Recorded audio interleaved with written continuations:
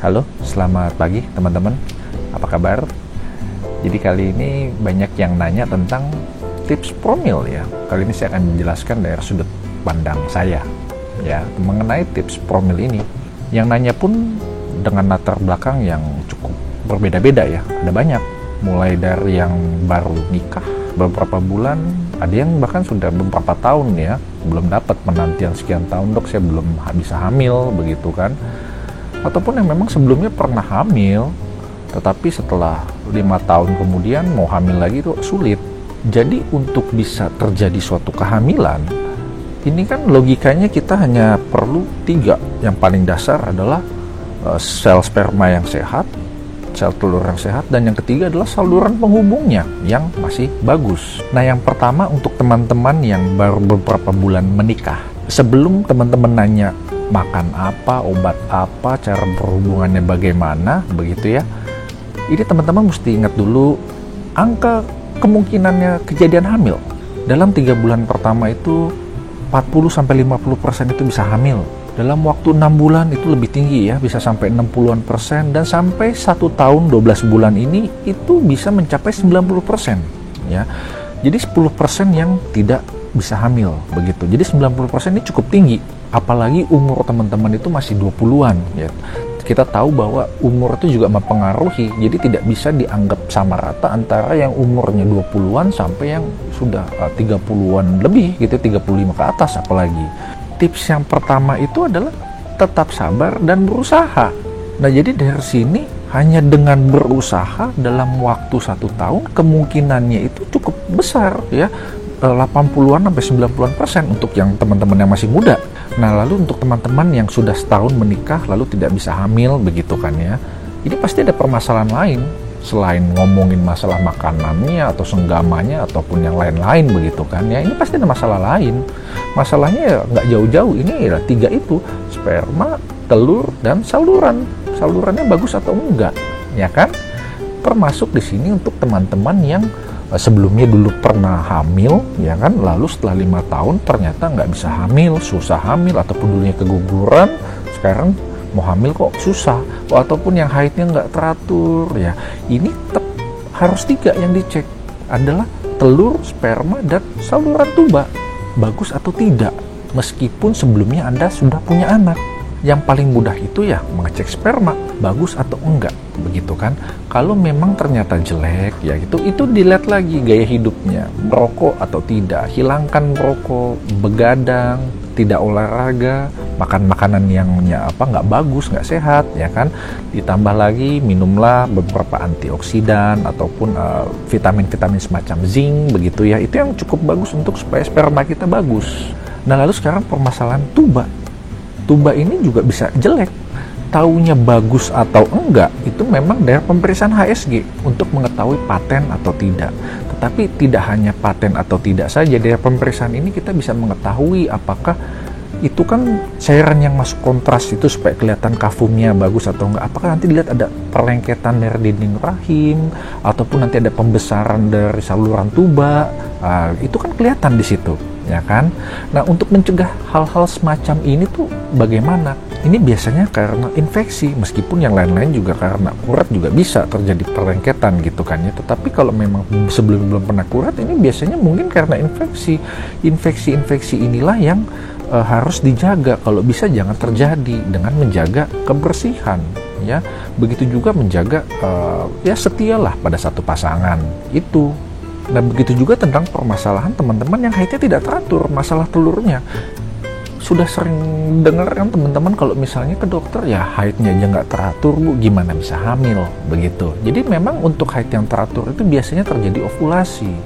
Kenapa ini bisa terjadi permasalahan? Itu biasanya karena permasalahan hormonal teman-teman ya. Jadi kalau permasalahan hormonal ini paling banyak itu memang permasalahan dari ya hormon itu sendiri. Biasanya kalau PCOS kalau teman-teman tahu. Tetapi selain PCOS itu juga teman-teman mesti tahu adanya hormon-hormon dari misalkan tiroid, ataupun misalnya adanya hormon prolaktin gitu ya. Hormon prolaktin itu adalah hormon yang untuk menyusui ya. Makanya pada saat menyusui itu kita biasanya haidnya itu terhambat, tidak mulai dulu begitu.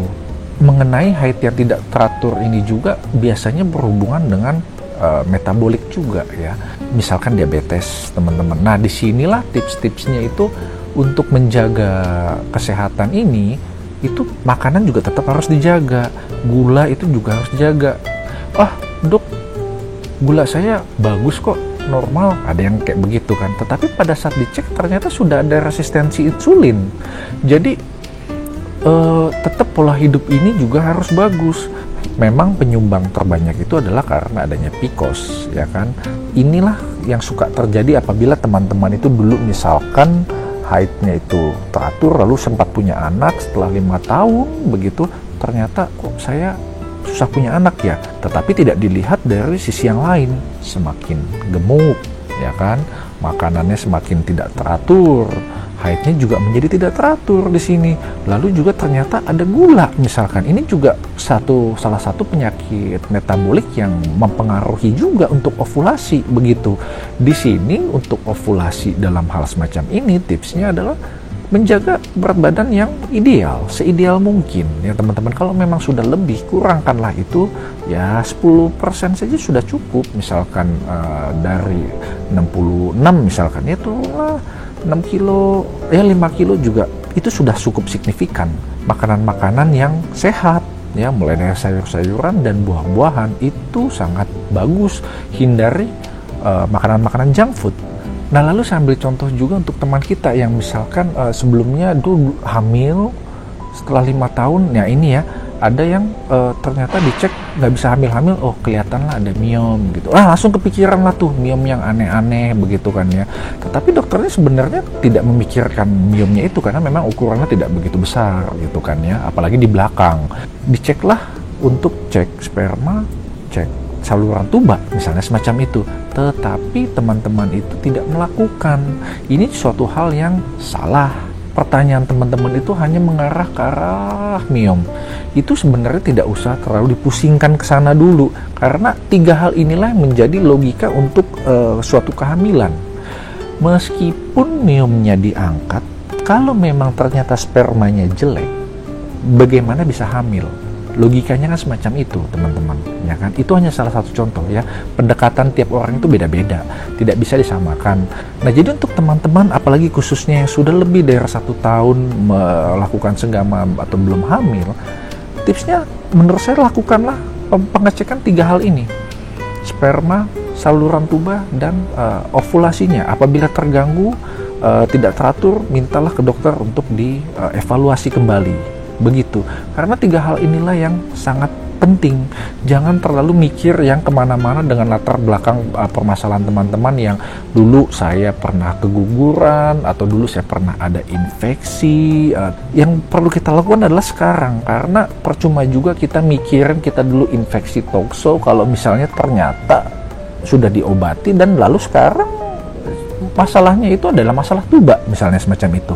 Ya tentu kalau ada masalah tuba ya mau nggak mau kita harus melakukan mungkin inseminasi ataupun bayi tabung begitu, tergantung dari berat kecilnya permasalahan tuba itu kan, ya nggak.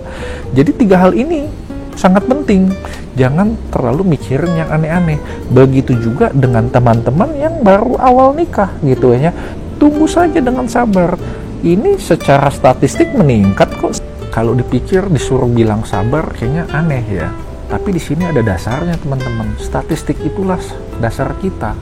Banyak kok yang teman-teman saya bahkan ya nanya gitu kan ya, baru 3 bulan, jalanin dulu, nanti 6 bulan hamil. Udah kayak dukun aja. Padahal saya cuma berdasarkan statistik kemungkinannya. Nanti kalau misalkan yang teman-teman yang lain itu setahun nggak bisa, banyak yang lain kan nggak bisa bertahun-tahun itulah termasuk yang sisanya yang 10%.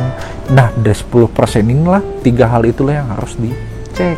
Itulah tips dari saya untuk bisa cepat hamil.